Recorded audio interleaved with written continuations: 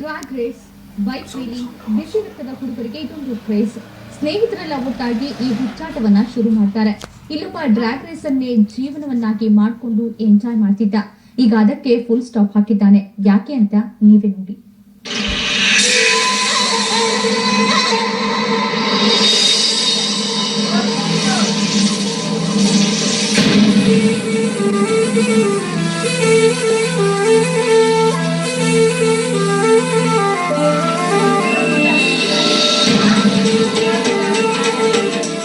ನಿಮ್ ಕೈಯಲ್ಲಿ ಇದು ಸಾಧ್ಯ? ಈತ ಇಂದು ನಿನ್ನೆಯಿಂದ ಈ ಡ್ರ್ಯಾಗ್ ರೇಸ್, ಈ ವೀಲಿಂಗ್ ಮಾಡ್ತಿಲ್ಲ. ಈಗ ಈತನ ವಯಸ್ಸಷ್ಟು ಗೊತ್ತಾ? ಕೇವಲ 20 ವರ್ಷ. ಸರಿಸುಮಾರು 12ನೇ ವಯಸ್ಸಿನಿಂದ ಈ ರೀತಿ ಡ್ರ್ಯಾಗ್ ರೇಸ್, ವೀಲಿಂಗ್ ಮಾಡ್ತಿದ್ದಾನೆ. ಅಷ್ಟಕ್ಕೂ ಈತ ಡ್ರ್ಯಾಗ್ ರೇಸ್ ಮಾಡೋ ಸ್ಪೀಡ್ ಅನ್ನ ನೀವು ಕೇಳಿದ್ರೆ ಬೆಚ್ಚ ಬೀಳ್ತೀರಾ.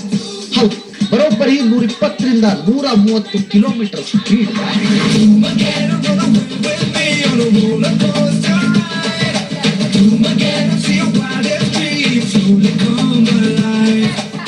ಈತನ ಡ್ರ್ಯಾಗ್ ರೇಸ್ ಹುಚ್ಚು ಎಂತದ್ದು ಅಂದ್ರೆ ಹೆಚ್ಚು ಕಮ್ಮಿ ಬೆಂಗಳೂರಿಗೆ ಈತ ಚಿರಪರಿಚಿತ. ಯಾವುದೇ ರೇಸ್ಗೆ ಹೋಗ್ಲಿ ಗೆಲ್ಲೋದು ಗ್ಯಾರಂಟಿ. ಈತನ ಫ್ರೆಂಡ್ಸ್ಗೆ ಈತನೇ ideal person cum super hero.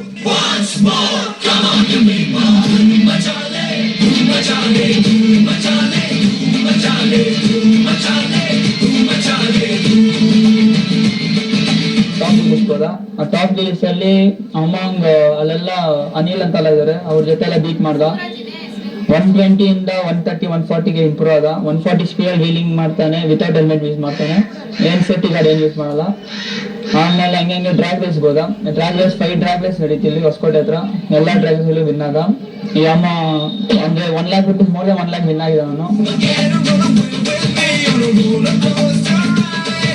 ಮನೆಯಲ್ಲಿ ಅಪ್ಪ ಬೈಕ್ ಕೊಡಿಸಲು ನಿರಾಕರಿಸಿದ್ರು. ಅಷ್ಟಕ್ಕೆ ಸುಮ್ಮನಾಗದ ಸಲ್ಮಾನ್ ಮೊದಲಿಗೆ ಸೈಕಲ್ ನಲ್ಲಿ ವೀಲಿಂಗ್ ಮಾಡೋದನ್ನ ಅಭ್ಯಾಸ ಮಾಡಿದ. ನಂತರ ತನ್ನ ಚಾಳಿಗೆ ಸಾಥ್ ನೀಡಿದ್ದು ಸ್ನೇಹಿತರ ಬೈಕ್.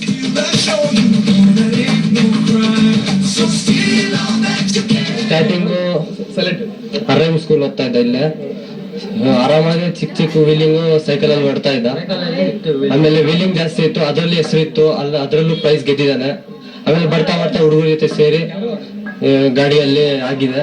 ಅದರಲ್ಲೂ ಕ್ಯಾಮರಾ ಜಾಸ್ತಿ ಇದ್ರಲ್ಲಿ ಮಾಡ್ದ. ಮನೆಯಲ್ಲಿ ಚೆನ್ನಾಗಿ ಓದ್ಲಿ ಅಂತ ಕಾಲೇಜಿಗೆ ಕಳಿಸಿದ್ರು. PUC ತನಕ ಓದಿದ ಈತ ನಂತರ ಡ್ರ್ಯಾಗ್ ರೇಸ್ ಮಾಡಲು ತನ್ನ ಜೀವನವನ್ನ ಮುಡಿಪಾಗಿದ್ದ. ಹೀಗೆ ಈತ ಡ್ರ್ಯಾಗ್ ರೇಸ್ ಅಭ್ಯಾಸ ಬೆಳೆಸ್ಕೊಂಡಿದ್ದ. ಆದ್ರೆ ಕೊನೆಯಲ್ಲಿ ಒಂದು ವಿಚಾರ ಹೇಳ್ತೀನಿ ಫ್ರೆಂಡ್ಸ್, ಇನ್ನು ಮುಂದೆ ಈ ಸಲ್ಮಾನ್ ಯಾವತ್ತೂ ಕೂಡ ಡ್ರ್ಯಾಗ್ ರೇಸ್ ಮಾಡಲ್ಲ. ಶಾಶ್ವತವಾಗಿ ಡ್ರ್ಯಾಗ್ ರೇಸ್ ಮಾಡೋದೇ ಇಲ್ಲ. ಕಾರಣ ಏನ್ ಗೊತ್ತಾ? ಕೇವಲ ಇಷ್ಟೇ. ಆಮೇಲೆ ಏನೋ ಟೈಮ್ ಹತ್ರ ಬಂತು, ಹೋಗ್ಬಿಟ್ಟ. ಯಾವ್ದ್ರಲ್ಲಿ ಕರ್ದಿದಂತೆ, ಹೋಗಿಲ್ಲ, ಸತ್ತೋಗ್ಬಿಟ್ಟ.